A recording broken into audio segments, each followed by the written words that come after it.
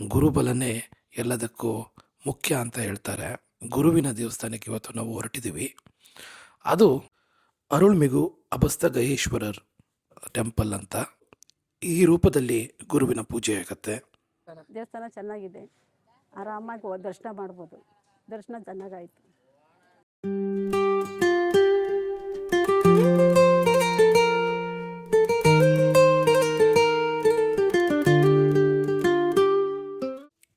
ನಮಸ್ಕಾರ ವೀಕ್ಷಕರೇ, ಇವತ್ತು ನಾವು ನಿಮ್ಮನ್ನ ಒಂದು ವಿಶೇಷವಾದ ದೇವಸ್ಥಾನಕ್ಕೆ ಕರ್ಕೊಂಡು ಹೋಗ್ತಾ ಇದ್ದೀವಿ.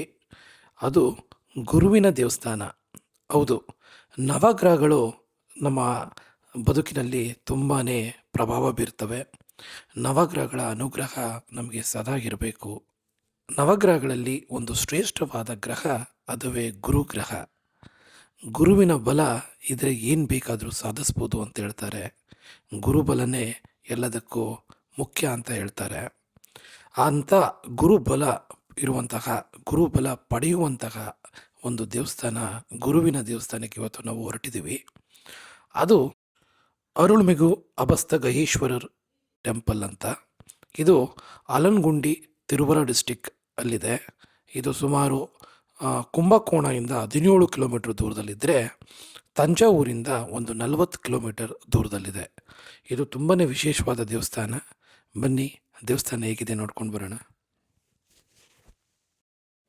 ಇದು ದೇವಸ್ಥಾನದ ಬೀದಿ. ಇಲ್ಲಿ ಪೂಜಾ ಸಾಮಾನುಗಳು ದೊರೆಯುತ್ತವೆ. ನೋಡ್ಬೋದು ನೀವು, ಮಕ್ಕಳ ಆಟಿಕೆಗಳು ಎಲ್ಲ ದೊರೆಯುತ್ತವೆ. ಆ ಕಡೆಯಿಂದ ಬರಬೇಕಾದ್ರೆ ಅವನ್ನೆಲ್ಲ ಪರ್ಚೇಸ್ ಮಾಡ್ಬೋದು. ಈ ಕಡೆಯಿಂದ ಹೋಗ್ಬೇಕಾದ್ರೆ ನಾವು ಪೂಜಾ ಸಾಮಾನು ತೊಗೊಂಡು ದರ್ಶನಕ್ಕೆ ಹೋದ್ವಿ. ನೀವು ಅಲ್ಲಿ ನೋಡ್ಬೋದು ಗೋಪುರ, ದೇವಸ್ಥಾನದ ಗೋಪುರ ತುಂಬಾ ಚೆನ್ನಾಗಿದೆ.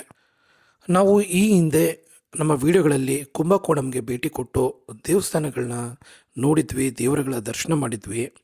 ಅಲ್ಲಿ ಆಗ ನಾವು ರಾಹುವಿನ ದರ್ಶನ ಮಾಡಿ ಆ ವಿಡಿಯೋ ಹಾಕಿದ್ವಿ, ನೀವು ನೋಡ್ಬೋದು. ಈ ದೇವಸ್ಥಾನ ಕುಂಭಕೋಣಂನಿಂದ ಸ್ವಲ್ಪ ದೂರ ಇದ್ದಿದ್ದರಿಂದ ನಾವು ಇದನ್ನ ಆಗ ದರ್ಶನ ಮಾಡೋಕ್ಕಾಗಿರಲಿಲ್ಲ. ಈಗ ಆ ಭಾಗ್ಯ ನಮಗೆ ಸಿಕ್ಕಿದೆ ಅಂತಲೇ ಹೇಳ್ಬೋದು. ದೇವಸ್ಥಾನ ತುಂಬಾ ಚೆನ್ನಾಗಿದೆ. ಶಿವನು ಇಲ್ಲಿ ಅಗಸ್ತ್ಯಗಯೇಶ್ವರರ್ ಎಂಬ ರೂಪದಲ್ಲಿ ನೆಲೆಸಿದ್ದಾನೆ. ಹಾಗೆ ತಾಯಿ ಪಾರ್ವತಿಯು ಇಲ್ಲಿ ಯಲವರ್ಕುಳ್ಳಳ್ಳಿ ಅಮ್ಮನ್ ಎಂಬ ರೂಪದಲ್ಲಿ ನೆಲೆಸಿದ್ದಾಳೆ. ರಶ್ ಇದ್ದಾಗ ಇಲ್ಲಿ ಸ್ಪೆಷಲ್ ಎಂಟ್ರಿ ಸಹ ಇದೆ. ಸ್ಪೆಷಲ್ ಎಂಟ್ರಿ 100 ರೂಪಾಯಿ. ಗುರುವನ್ನು ಇಲ್ಲಿ ದಕ್ಷಿಣ ಮೂರ್ತಿ ಅಂತಲೂ ಕರೀತಾರೆ.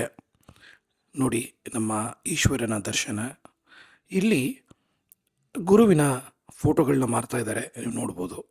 ಈ ರೂಪದಲ್ಲಿ ಗುರುವಿನ ಪೂಜೆ ಆಗುತ್ತೆ. ಓಂ ಗುರುವೇ ನಮಃ.